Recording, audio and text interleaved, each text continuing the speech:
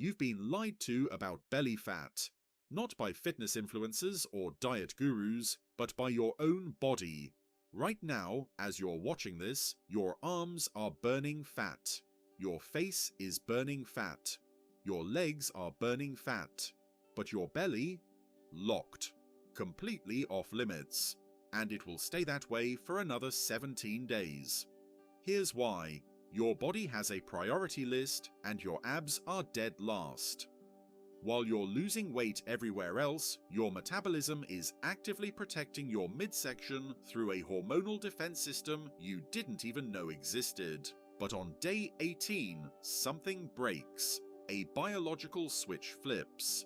And suddenly, after weeks of frustration, your body finally grants access to the one place you've been trying to reach this entire time. This is the science of when belly fat actually starts burning, why it waits so long, and what you can do to speed up the timeline without destroying your metabolism in the process. Your body doesn't see belly fat the way you do. To you, it's a frustration, an obstacle, something that shouldn't be there, but to your biology, it's a strategic energy reserve. Abdominal fat isn't just passive storage, it's metabolically active tissue that communicates directly with your organs through hormones and inflammatory signals. Scientists call it visceral adipose tissue when it wraps around your organs, and subcutaneous adipose tissue when it sits just beneath your skin. Both types serve as your body's emergency fuel tank, designed to keep you alive during famine. Evolution didn't prepare us for a world of endless food. For thousands of years, humans faced periods of scarcity, and belly fat was the difference between survival and starvation. Your body still operates on that ancient programming. So when you start restricting calories, your system doesn't think, "Time to reveal those abs." It thinks, "Potential crisis, protect the reserves." That's why belly fat clings on even when fat elsewhere melts away. Your arms, face, and legs respond quickly because they're not guarding vital organs. But your abdomen? That's the vault, and your body won't open it until it's absolutely certain the threat is real. The first 3 days of any diet feel like progress. You step on the scale and see numbers dropping. Your clothes fit slightly looser, you might even feel lighter on your feet. But here's the reality check. You haven't burned meaningful fat yet. What you've lost is glycogen and the water bound to it. For every gram of glycogen your body stores in your liver and muscles, it holds onto roughly 3 grams of water. When you cut carbohydrates or enter a calorie deficit, glycogen depletes first, and all that water goes with it. That's why you can lose 2 to 4 kilograms in the first week, but it's not fat, it's fluid.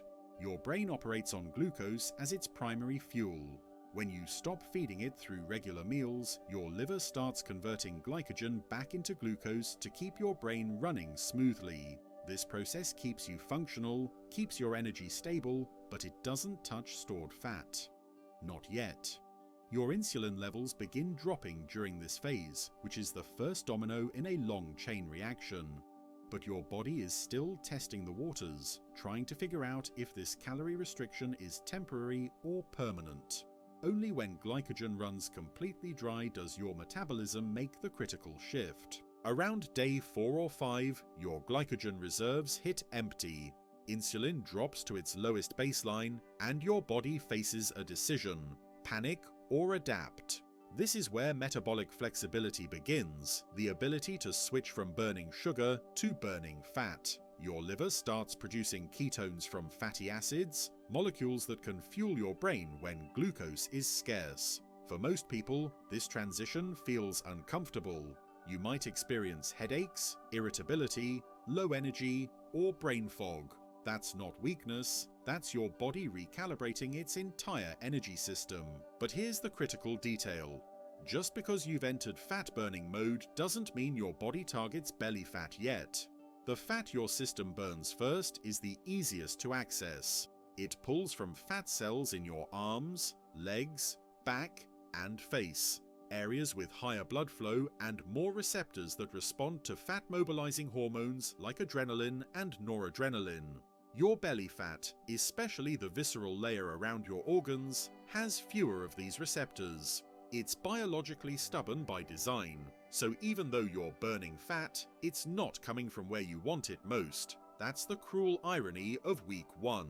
Week 2 is where most people hit their first emotional wall. The scale slows down or stops moving altogether. The initial excitement fades, replaced by doubt. You start questioning if the diet is working. But what's actually happening inside your body is profound.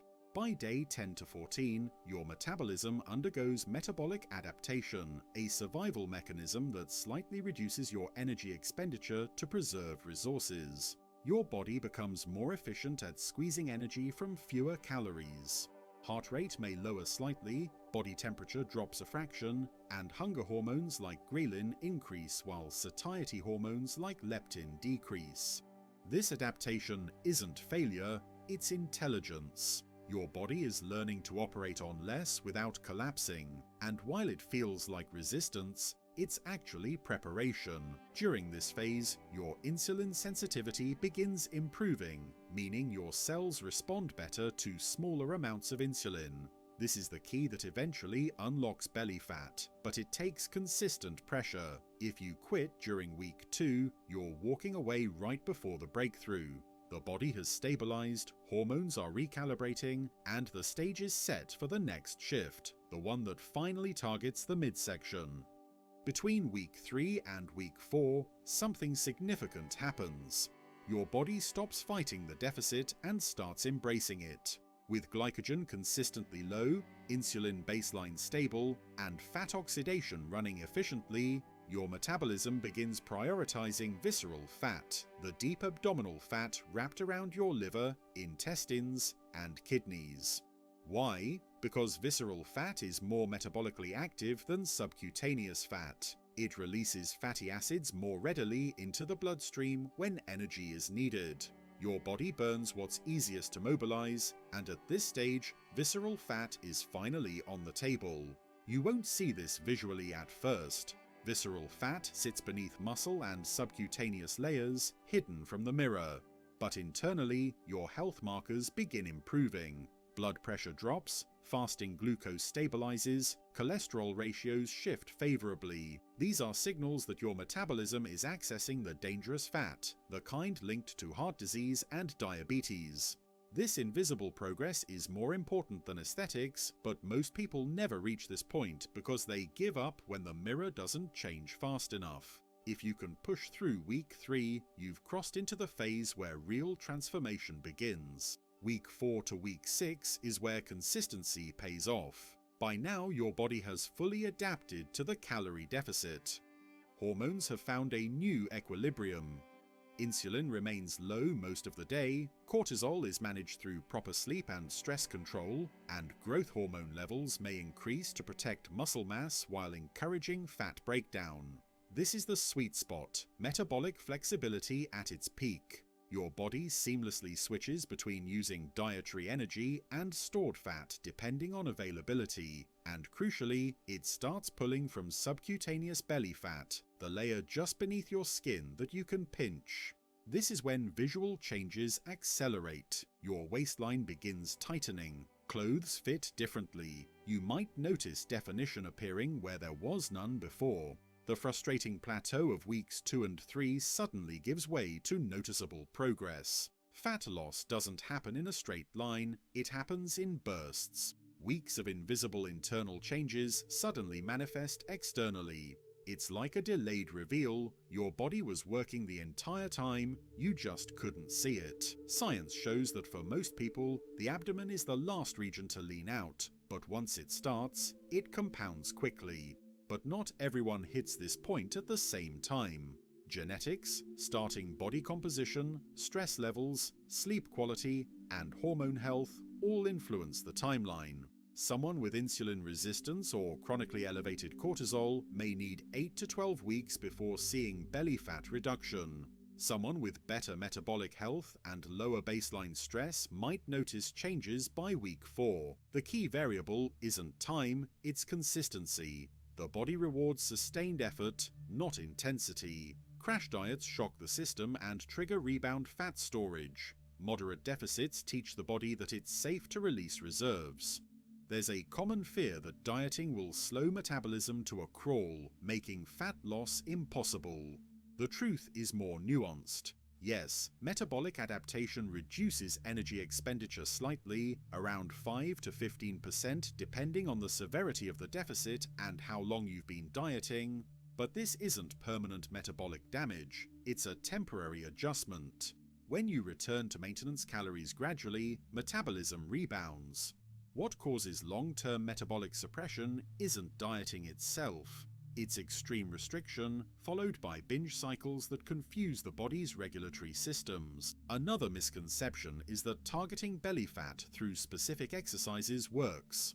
Crunches, planks, and core work strengthen abdominal muscles, but they don't burn the fat covering them. Fat loss is systemic, not localized. Your body decides where fat comes off based on genetics, hormone balance, and receptor density in fat cells. You can't command it to prioritize your belly. What you can do is create the hormonal environment that favors overall fat loss, low insulin, managed cortisol, adequate sleep, and progressive resistance training. When those conditions align, belly fat eventually follows the rest. Stress and sleep aren't optional variables, they're primary drivers of where your body stores and releases fat. Chronic stress elevates cortisol, a hormone that directly signals abdominal fat cells to hold onto energy and even grow. It's a survival mechanism. In times of perceived danger, your body wants quick access to energy near vital organs. High cortisol also increases cravings for sugar and fat, creating a feedback loop that makes dieting harder. Poor sleep compounds this by disrupting leptin and ghrelin, the hormones that regulate hunger and fullness. Even with perfect nutrition, insufficient rest sabotages fat loss. If you're dieting but sleeping 5 or 6 hours a night, your belly fat will resist. Deep sleep is when growth hormone peaks, when the body repairs tissue, and when metabolic hormones reset. Skimping on sleep is like trying to drive a car with the parking brake on. You'll move, but not efficiently. The solution is non-negotiable. Prioritize 7 to 9 hours of quality sleep, manage stress through mindfulness, movement, or social connection, and stop treating exhaustion as a badge of honor. Your belly fat doesn't respond to willpower alone, it responds to balance. So how do you know if your body has finally entered the belly fat burning phase? The signs are subtle but unmistakable. First, your energy stabilizes. You stop experiencing afternoon crashes or desperate hunger. Second, your hunger becomes more predictable, less driven by cravings, and more by actual need. Third, your waistline measurement decreases even if the scale barely moves. Fourth, you notice your clothes fitting looser around the midsection specifically.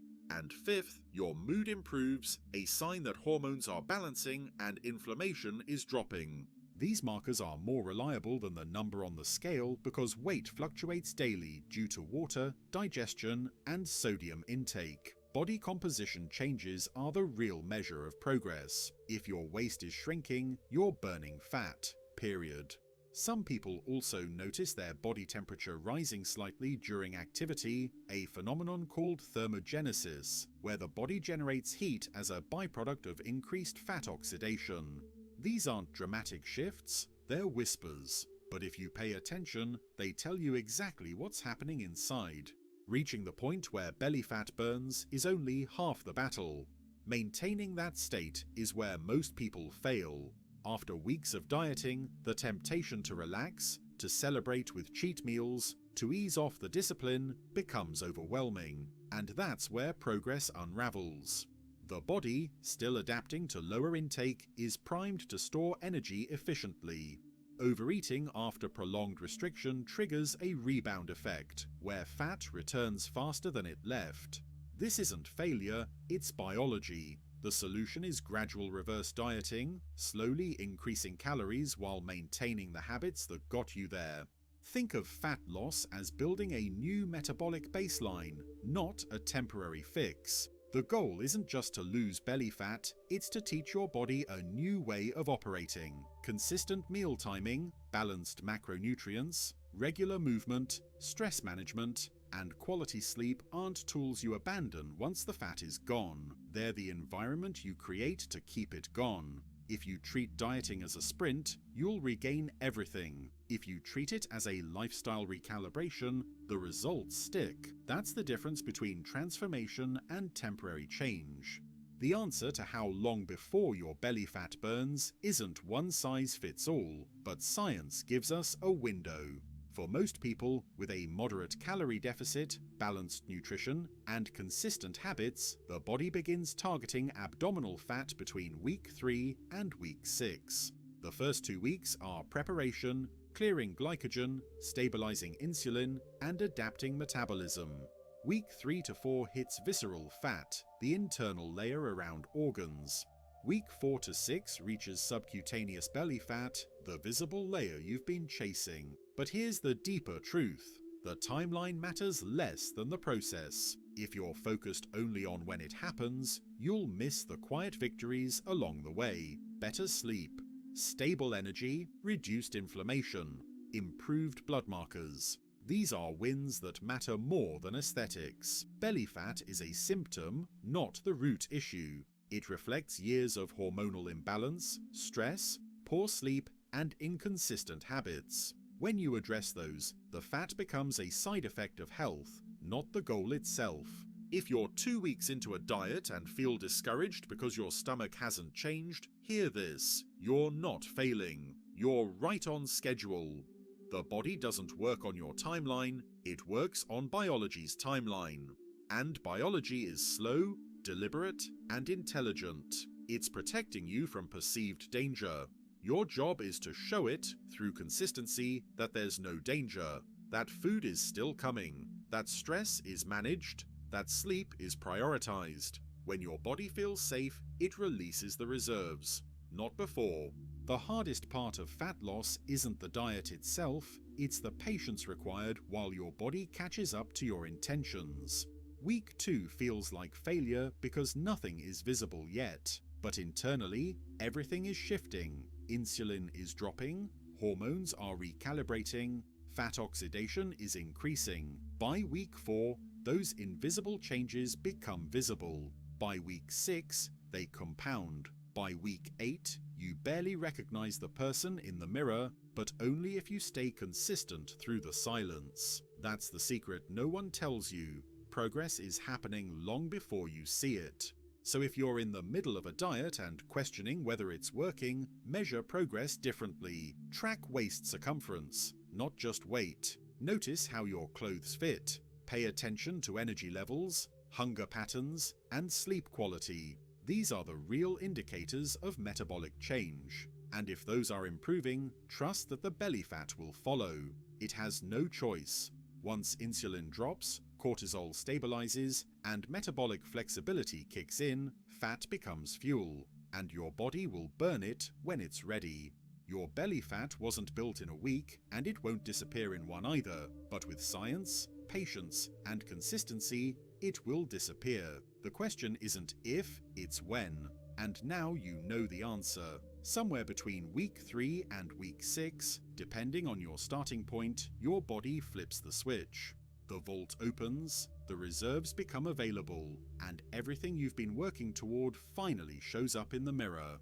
If this video helped you understand what's really happening inside your body, hit the like button, subscribe for more science-backed breakdowns, and share this with someone who's 2 weeks into a diet and ready to quit. Because sometimes, the difference between giving up and breaking through is just knowing what's actually happening beneath the surface. Your body isn't betraying you, it's protecting you. Give it time, give it consistency, and it will reward you with the transformation you're chasing.